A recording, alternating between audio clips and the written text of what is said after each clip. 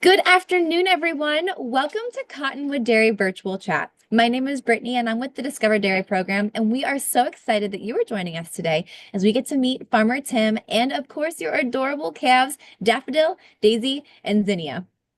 First, this live chat is part of the Adopt a Cow program. More than 43,000 teachers and 1.7 million students joined the fund for free this year, thanks to our generous supporters like the Dairy Management West and the Dairy Excellence Foundation. If you'd like to join the fund next year, registration and re-enrollment opens on May 1st. So make sure to mark your calendars and go to discoverdairy.com/adopt to log in and re-enroll starting May 1st. Next, today's chat, as you can see, is live. We are so excited to hear from you all, and I know Farmer Tim is happy to answer all of your questions. I can see that chat is alive and well already. So let's see who has joined us today before we jump over to Farmer Tim. So some of our first folks that joined us today were from Las Vegas. We had Joe Mackey, I Lead Academy, and we've got some kindergartners on. So hello and welcome everybody. Thank you so much for hopping on today. We have our friends, our Mendoza TK friends who love Daffodil. We do too. And they're third graders. So hello and welcome everybody. We've got Mrs. Deaton second grade class, and we have a class from San Diego. So hello, thank you all. Thanks for joining us. And then we've also got some folks from Redding, California. We've got some more folks from San Diego, Sundance Elementary, and let's do one more. We have we just had a bunch more come in. How about La Mesa, California? Hello, everybody. Welcome so much for joining. We're excited to have you, and I know Farmer Tim is excited to hear from you too. So with that, I'm pleased to introduce you to Farmer Tim. Hey, Farmer Tim, how are you doing today? Hey everybody, welcome to Cottonwood Dairy. Thank you so much for coming on with us. This is awesome. I'm so excited that you're here. I'm excited to show you your calves today. So here at Cottonwood Dairy, I'm a fourth generation dairy farmer. So that means my great grandfather, he started a dairy farm here in Fallon. And where our home farm is right now, it actually used to be a store for miners back in like the late 1800s. It was called McGee Station. So some cool things that I'm learning about my own area that I didn't know before. But so the home I live in here on this dairy is one of the oldest homes in our valley. You know, we're out here in Nevada, so things aren't nearly as old as they are back east, where you can find things that are hundreds of years old. But my house that I live in is over 100 years old. It's pretty cool. So, but here on the dairy, we milk 1,600 cows. We have all our calves. We have a crew of about 20 guys that help us out, all together. We farm about 1,000 acres here in the valley. We have some hay farms over in Northern California. We farm about 1,500 acres over there. And we're here in Fallon just plugging away, growing our cows and milking them and having a blast. That's amazing. Farmer Tim, I love the heritage and the history that comes along with your farm. And we're excited to see, we've been following your girls, but clearly you guys do a great job taking care of the cows, and we're excited to see how much they've grown over the last couple of months. But Farmer Tim, can you just, before we jump to our adopted calves, can you remind us what your job is like on the day-to-day on the farm? What do you do from sun up to sundown? What's your typical day look like? So I'm in a kind of more of a managing position anymore. So a lot of what I do is I train and I teach and I help my crew, my team. I've got some awesome guys that work with me. I've got a great crew that takes care of our babies, our little babies up to about 3 months old. I got a crew that I help manage them. I keep them in line, train them, teach them, and help them as they're watching over my little babies. And then I have another group of guys who kind of takes care of my heifers from about 4 months till they're about a year old. They kind of help keep an eye on them. So I keep tabs with them. I train them. I teach them. I help them make sure they got everything they need. And then I have my other crew that they take the calves from about that year old and they watch over them until they're mama cows and they're milking in the barn. And so I work with them. I train them. I teach them, make sure they have everything they need, and I work them and I help them out. So I'm kind of in and out of everything a little bit here. That's cool. It definitely makes not a single day a dull moment, right? Sounds like you're all over the place and working with everybody and gives you a really neat opportunity to oversee the entire farm. Very cool. Thank you for sharing that. So, Farmer Tim, we've loved following you and your calves this year, and love learning about your farm. But we have some very excited students, excited to see and hear about Daffodil, Daisy, and Zinnia. So, can we take a look at them and get an update on how they're doing? Of course, of course. Oh my Here we goodness. go. So here they are. They're hanging out, healthy as Oh, can be. So we've got my Daisy there on the gosh. left. There's Okay. Daisy. So they're pretty close to the same height. Daffodil is a little bit shorter than the other two, but that's pretty common. But they're about 45 inches tall up to their shoulders. That's about where they're at there. And they weigh Okay. pretty much, they're pretty close. You can tell they're size. So Zinnia, who's in the middle, she probably weighs closer to 500 pounds. She's a little bigger. And the other Wow. two are kind of more in the kind of mid 400s, Okay. 440, 450. So they're right Yeah. around there, but they've grown really well. Little Daffodil on the right here. She's the more skittish.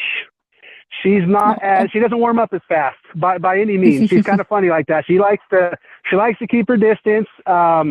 But Zinnia is kind of, she's kind of in the middle. She's not sure if she wants to be super close. And then you have Daisy. Daisy, she warms up pretty good. Like she's Oh. pretty chill, pretty mellow, and does really well. So, but they've done really well. We haven't had really any major health issues with them as they were growing. I mean, calves can Good. get sick. It happens. They can pick up colds and they can get Hmm. pneumonia. They can get like an infection, kind of like we can. And Right. these three have been really pretty healthy. We've been very, very fortunate with them. They've done really well. Oh, that's amazing. I think I've loved the spots around her eyes, our nice little quiet one in the back there. I always thought her spots around Hmm. her eyes were so cute. Every time you sent pictures, Bummer Tim. So you had said, my gosh, up to close to 500 pounds and like 45 inches. That means Zinnia and Daisy, I mean, they put on a lot of weight. They've grown a lot since we've chatted last. I mean, it's been a little over a month and a half now at this point. So that Yep. makes sense that they've grown almost 100 pounds and put on 2 to 3 inches. And Daffodil, I think you had said probably is like 450. So she probably put on about 50 or 60 pounds or so. It's funny though, out of the three of them, Zinnia must have had a growth spurt because Zinnia has always been the one that's been a little bit smaller and a little bit or lighter in general. And now she's really grown and has gotten put on quite a bit of weight and caught up with the other two. Do you think that's normal? Do cows go in growth spurts like that and kind of catch up and level out with everybody? They do. And it's funny because sometimes they'll just get, they might be feeling a little yucky, and sometimes you can't really see because they'll give you Sure. signs when they're feeling sick. They'll get droopy ears. Mhm. Their eyes will get a little kind of runny, their nose will be running a little bit. And sometimes they get a little sick and they don't really show it and they'll kind of stop eating it. They won't eat as much. And that food, Right, that translates, that's energy. That's what they grow on. So right. if they're not eating the same amount of food, it's going to slow them down a little bit. And with her, it's been pretty cool. I mean, she just kind of shot up and took off. I honestly, Oh, I couldn't give you the exact answer because I agree with you. She suddenly like kind of boomed and took off. So yeah. Oh, that's so cool. Now you mentioned, it's important for you as a farmer to know and be able to recognize when they're sick because cows certainly can't come up to you and say, "Oh, my belly hurts or my head hurts." So it's important for you to be able to recognize it. What do you do as a farmer to take care of them then to help them feel better? What are some things you can do? so biggest thing is we got to monitor. We've got to watch them. And there's a system that we're implementing on our property here where we can actually monitor their movement and we can watch their movement in the pens. Using little RFID, like little chips that actually shoot out a signal to an antenna, and that antenna catches and it saves the data from each individual animal. And as these animals, with AI and technology is awesome. It helps us so much. With that technology, we can actually track our individual animals and watch their daily activity. And if their activity changes, because cows, they like to do the same thing every day. They don't like to do different stuff. They like to They like to eat in their same spot. They like to drink out of their same fountain. They like to lay down in their same area. So we can actually watch their activity. And if they begin to stop moving and not being as active, we know something's not right. So we're implementing that kind of technology around our place to help us with that. It's not quite in yet. So in the meantime, our biggest thing is we have to be watching them. We have people that are interacting with them every day. So we can watch and look at their physical signs. You look at their physical appearance. You see, if you go to feed them some fresh feed, the whole pen comes up to eat. If you ever see a cow that's laying down in the back and doesn't get up to eat, that's a big sign. You know, okay, something's going on. Stomach's hurting her. Maybe she has a fever. So that's when we go get her. We get her in. We check her out, take her temperature, a lot like when we go to the doctor. You know, we look at them, we take their temperature. We kind of have to, we can't ask them what's going on, but over the years, we've learned how to kind of detect from their physical signs what it is that's going on. And then we give them the appropriate medication to help them feel better.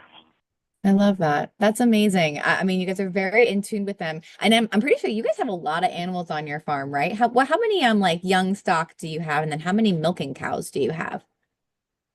Well, so we probably have around 1,400 of the young stock. So that's any cow that's actually not producing milk.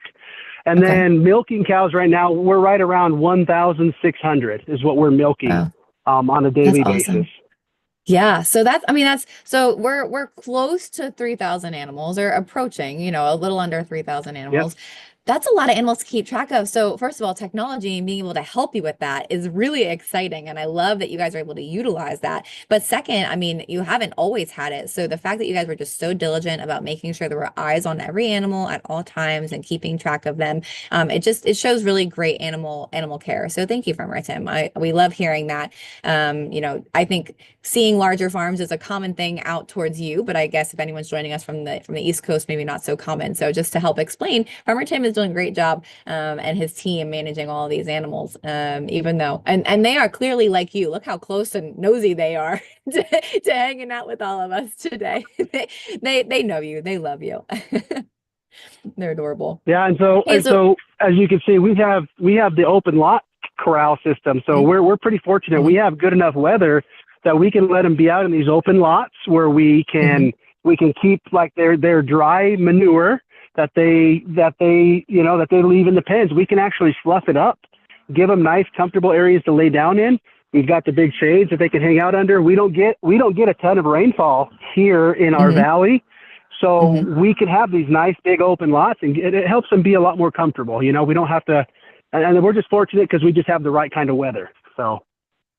Awesome. That's amazing. Thank you for sharing that. 'Cause I know it can, you know, maybe some people are used to thinking on a pasture or grass, but they are just as comfortable, if not more comfortable, and happy and content on the dry lots. Clearly, they are loving life, chowing down on some of that yummy food. Speaking of that, we had some questions come in about what are they eating right now? And I know there was a question that came in from Miss Rapp's Team 6 class. They're wondering what is their favorite treat to snack on. So can we talk about their diet a little bit?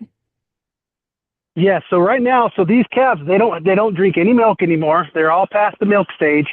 So they're eating like dry alfalfa hay. So we bale alfalfa dried out, bale it in bales, so it's dry hay.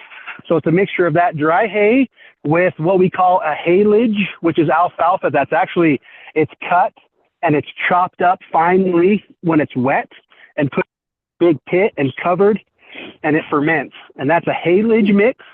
We also do that with corn. It's called corn silage. You take the big corn plant, you chop the whole thing up, and you put it in a great big pile, and you cover it up, and you keep all the air and oxygen out of it, and you let it ferment. You let it turn from like a sugar, and it kind of turns into starches. And I know those are big words, but what those words mean is that food is able to last for a long time, and it's full of energy. So these calves get energy from that food. So there's corn silage in there. There's rolled corn. So you can take a corn cob, you take the grains, each individual grain, they take them off of there, and you can take that and you dry it and you smash it. And that's a good feed. You can see the little yellow specks in there. That's the corn. And then there's also canola. So there's canola in there as well. Canola is actually, they take a plant and they squeeze the oil out of that plant, that canola plant. They get all the oil because they use that for cooking. And what they're Right. left over with, all that plant that they squeezed out, all the seed that they squeezed out of there, they actually take that and turn it into, they dry it out and they kind of turn it into a little pellet. And we buy that from them so they don't have to throw it away. Oh. And we feed it to the So calves. So that's in there as well. So that sounds really cool. So when they make canola oil, there it's like the leftover stuff that we as humans aren't going to eat. But you as a dairy farmer are able to take that product and turn it into a food that the cows can eat, which turns into energy and eventually milk, right? Yep. Yeah. So instead of going to a landfill, being buried, being burned, we can take a lot of products that people take, for instance, like cotton. You make, cotton, you get clothes, Hmm. sheets, towels. Well, the cotton feed is very high in protein. So we can take all that and utilize that as a feed for our animals. They eat that and it's great for protein form, really good feed. The canola, there's something called a dried distiller's grain. So they take grains in order to make different products. And what's Hmm. left over from those grains, they dry it up and they turn it into a powder and we can utilize that. We can take that, feed it to our animals and they can use that for energy. So a Wow. lot of great things, happen in order for us to be able to have the feed that we need for these animals. Yeah, and so I think that is what we call they're upcyclers, maybe, right? Cows are awesome Yep. upcyclers. They can And, turn our waste into energy. Very cool. Someone had a question, Miss Julie. She's actually asking how many stomachs or compartments of a stomach does a cow have? And I think that kind of ties into why they can process all of this food. Can you talk a little bit about their anatomy in that sense? yep, they have 4 different stomachs, and each stomach digests things differently. They have a different job. So yeah, that's a really good question because each stomach, what it does is it takes the food, it utilizes, it digests the part, takes out the parts that it can take and turn into energy, and then it passes the rest on to the next stomach, and then to the next, Wow. and then to the next. So it's a pretty cool thing, and that's why these cows are able to digest things and eat things that we as humans, we can't eat. There's no way. There's one, almond hulls. So an almond that you eat, the shell that's around it, they take those and they send them to us, and we can feed them to these cows, and they use it as energy. It's pretty incredible. Wow. Hmm. That is amazing. Thank you for sharing that. How cool and what an amazing way that dairy farmers are able to help our environment and help recycle from our own waste. So that's pretty cool. Farmer Tim, we've had, my gosh, so many amazing questions come in. So I'm going to try and get through as many as we can here. Some questions are coming in about how long does a cow live? And is one cow year similar to one human year, or what does that look like in comparison to humans? Okay, so a cow is able to begin, so a cow becomes mature at about around 2 years old. So the years aren't the same. They're a little different. They grow a little faster. I don't Okay. know what exactly that would be. I guess you could say almost like, I Like don't 10 know, maybe years? 8 years. Yeah, Eight? maybe 10 Yeah. years, right Hmm. around there. Hmm. Yeah, right around there. So a cow's mature at about 2 years old. So she's ready to be able to have a baby. And once she has that baby calf, starts producing milk. So that's right around there. Our oldest cow we have is right around 10 years old. Is our oldest cow on our property, Wow. and then our youngest ones. We have brand new babies. So we have from 1 day olds up to about 10 year olds. Oh my gosh. So 10-year-olds, if we're thinking somewhere between 8 to 10 years for every one cow year, that means she's pushing 80 to 100 years old. So Yeah, that's a good yeah, girl that's on your farm. And she's clearly very happy and living the good life. And then like you said, you've got itty bitty babies that are born every day, rejoining the herd. That's really yep. cool. Now you mentioned that they were considered, mature around 2 years old and they have their first calf. How often then can they have a calf after that? Do they have a calf? Do they have multiple calves a year or once a year, or what does that look like? So they can have one calf a year is what we would like to see, about one calf, Hmm. every year. But they can have multiples. They can have, twins. It's not super common, but it's not uncommon. Um, they're having triplets, and I've heard of quads, but that's not as common Really anymore. rare. But Hmm. sometimes that happens. So it can Hmm. happen. But for the most part, the most common would be one calf per year, and like I say, there could be twins. That's not Yeah. super uncommon. Yeah, absolutely. So at 2 years old, they become mature. So for everyone that's asking, when will Daisy and Daffodil and Zinnia have their first calves? They will have their first calves right around when they're 2 years old. So they'll be one in September. So that means September 2026, they should become a mature cow, have their first calf, and join the milking herd, which is really exciting. And then of course that milk is the milk that you can get to, buy at the grocery store and enjoy every day. So someday you could be drinking their milk. I love that. We are noticing their ear tags, Farmer Tim. Can you talk to us why, like, they all have different ear tags and what are they for? Does it hurt? What's the purpose of the ear tag? So those help us to identify each individual cow. So that really helps us because when you get them into a herd, into a pen where there's 100 of them in there, and you look at them all from a distance, it's really hard to tell them apart. They look so They all do similar. look very They similar. each, Yeah. they're all different. There's not one single cow on this place that has the exact same pattern as any other cow, but they'll be pretty darn close. And so it gets hard for us to be able to differentiate, to tell. And keeping track of them is really important. We need to be able to keep track of them on an individual basis so that we can take care of them the best we can. So when we're out here walking through, we got their number, and now that number is associated with a program that we have. And we punch that number in my cell phone. I can get my phone out. I can get on my app. I can punch any one of these numbers in, and I know everything about them. I know when they were born. I know last time we treated them with anything. I know if they've had a baby. Wow. I know how much milk they're giving every day on the mama cows. I know everything I need to know about them. So I can look up the information on every single animal on my property, and I can know everything I need to know about her so I can take the best care of her individually as I can. Wow. That technology is amazing, Farmer Tim. I love that. I love that. And that's exactly why we need the ear tag. And the ear tag, I mean, I think we had mentioned it before, but just wanted to make sure that we heard that like ear tags, it's just like getting a little ear piercing. And then it's in their ear. They do it Yep. when they're really young and they don't even notice it anymore. Now it's just like these cute matching earrings that they get to wear all the time. And like Farmer Tim said, and then he knows exactly who is who and can really make sure he's keeping track of all of them and keeping them happy and healthy. Very cool.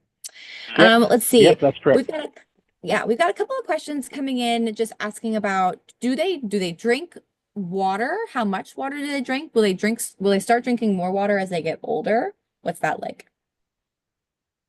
Yeah, so like a full-grown cow, she's going to eat 100 pounds of feed and drink about 50 gallons of water on hot days. Like today's a hot day. This is the hottest day we've had all year. I'm dying here. This is great. It's wonderful. But they'll drink 50 gallons of water. So these little girls, they're probably eating, I'd say about maybe 40 pounds of feed a day right now, and they're probably drinking around 20 gallons, if that. They're quite a bit smaller. Yeah, no, that makes sense. And well, once they're producing milk, since milk is made up of a lot of water, makes sense that they're going to be drinking a lot more Mm-hmm. milk, more water once they're producing milk. Makes sense. Yep. Let's Yep. see. Yep. Lots of water. Other great questions. So they're in an open lot, right? They were curious, how do you keep the cows safe at night from any predators or anything like that? Well, that takes a lot of monitoring, but for the most part, there's nothing here in this area that's going to bug them. I've never ever had any issues. I mean, the biggest predator would be a coyote, and a coyote is a small dog, and they can be dangerous, but a coyote's maybe 40 pounds. A baby calf, when she's born, is, up to 100 pounds, could be 70, 80, right around there. So as a baby, they're already much bigger than any predator around here. So really, for the most part, we have very, very, like almost no issues with any kind of predation at all. Cool. That's interesting. Thank you. Another good question. We've got a lot of people asking about how much milk can a cow produce in a day? And do you happen to know how much milk you can produce on your farm total in a day? So we are shipping right now like 15,000 gallons, between 15 and 16,000 gallons a day. So a good milking cow, she'll give 10 gallons of milk a day. So, My and that goodness. varies. It varies. Hmm. It could be, you could be around 5 or 6 gallons, and you could be up towards 12 or 13 or 14 gallons. It always varies. But as an average, we try to have our cows be milking about 10 gallons a day, 9 gallons a day. That's a good average to where, we're able to make the right kind of profit in order to cover all the feed bills, pay all of our employees, and be able to cover everything we need to. Yeah, no, I love that. That's amazing. Very cool. Thank you for sharing that. Let's see. This is an interesting question. They were curious, how often do the cows eat? Do they eat like a breakfast, lunch, dinner, and then, go to bed like we do? What's their routine with like eating and sleeping? So when a calf is this young, she really eats whenever she wants. We feed them when they're this age. We feed them once a day. So we'll feed them in the morning, and they're hungry. So they'll come up and they'll eat, and they'll get a good eating in. And then we'll push that feed up a couple of times throughout the day. So what happens is as they eat at these, we have them set up so they eat in what's called a lock-in. So it's a mechanical kind of a little fence that they put their head through, and there's a bar that'll actually swing up, and we can actually lock that in place if we ever need to do anything with them. They're hard to handle. Yeah. These calves this size, I mean, I'm a big guy. It would take all of my strength to try to pin one of these cows down. They're Right. very Yeah. strong. They're very powerful. So when they eat, we can actually lock them in up there. So they walk up in there and they get in those lock-ins. And so we'll push, and they'll eat the feed until they can't reach it. And they don't have hands to grab the feed and pull it in. So we use machines that push the feed up to them. So we'll do that a couple of Oh. times a day as they eat. So it's what we call they have a free choice. They can eat whenever they want. There's always food available to them, because that way they always have the energy they need. And that's the same with our milking cows. We push their feed up more often, because with our cows that are giving milk, they're kind of like athletes.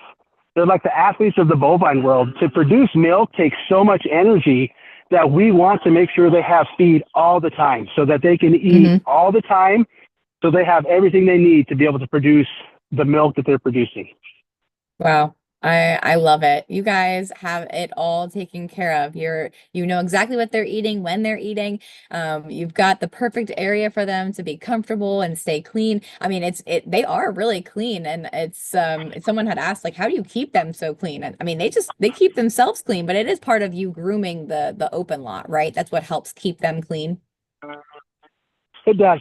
And sometimes we will get a lot of rain here. And when we get a lot of rain, they do get a little dirty. But they actually, as you can see, as she's zooming around, they'll kind of take care of themselves and take care of each other. They'll groom each other. They'll lick each other. Their tongues are very rough. So those tongues they can lick off mud. They can lick off if any like manure is stuck to them. And they'll do that with each other. They like to rub up against fences. They rub up against cables, pipes. They love to scratch themselves on things. And so as they're scratching on stuff, that also helps them to kind of maintain a good appearance, because they do. They don't want to be filthy dirty, and I don't want them filthy dirty. That's not what we Right. want. We want them clean. We want them Hmm. looking good. So Yeah. Oh my gosh. Farmer Tim, this has been so much fun getting to hang out with you and ask so many questions. We're going to start wrapping up here today, and I have one more question for you. You clearly just take such good care of these cows. And we really appreciate you taking care of our calves that we've been able to adopt this year. There was a lot of pride for each animal that a lot of people were saying, like, we love Zinnia, we love Daffodil and Daisy. So we're so excited, and we've loved following this. But it sounds like a lot of hard work too. And it sounds like you guys have your hands full. So I'm curious, what's your why behind being a dairy farmer? It's why do you do what you do every day? Why do you get up and continue being a dairy farmer? you know, um, I think of it as kind of, you always hear the American dream, right? We live in a land where we can do what we want to do. And that's not something that everybody can say in this world. And so growing up as a young man, I wasn't sure what I wanted. I grew up here. I worked on our dairy, our farm. And as I got older, I realized how much I love the freedom to be able to do my thing, to Hmm. schedule what I want to Hmm. schedule, to do what I want to do, to work with animals, to work on machinery, to grow plants, to see nature do its thing. And, you Yeah. know, it really is kind of that American dream to want something and to have the freedom to go and do it. And so for all you kids out there watching this, what you love, your passions, you know, go for it. Don't be afraid. We live in a country where you can do that. You can do what you want to do. It doesn't matter what anybody else says. It doesn't matter what anybody else thinks. You know, find what you like and pursue that and, you know, reach your dreams, reach your goals. Oh, I love that. Thank you so much for inspiring all of our maybe our future farmers on the call here today. Maybe someone wants to be just like you, Farmer Tim, and take care of these beautiful animals like you've done. We truly just thank you so much. You're getting a lot of love on the chat right now of everyone saying thank you so much. They are beautiful. Just someone's like, no, don't wrap up. This has been great. Thank you, Farmer Tim. We've enjoyed meeting you and your cows, especially Zinnia. They must have adopted Zinnia. Really, thank you. This has been an absolutely incredible experience adopting these girls and hanging out with you. Is there anything else you wanted to share with us, Farmer Tim, before we tune off today? Hey, we love you guys. Thank you so much for taking the time to share this with me. It means the world to me that you care enough. And, you know, I love that I get to share a little bit of my life with you. So love you all. God bless. And hopefully we'll see you next year. That's amazing. Yes, thank you, Farmer Tim, so much. We hope to see you all in the program next year, like he said, and have a wonderful summer. Take care, everybody. Bye.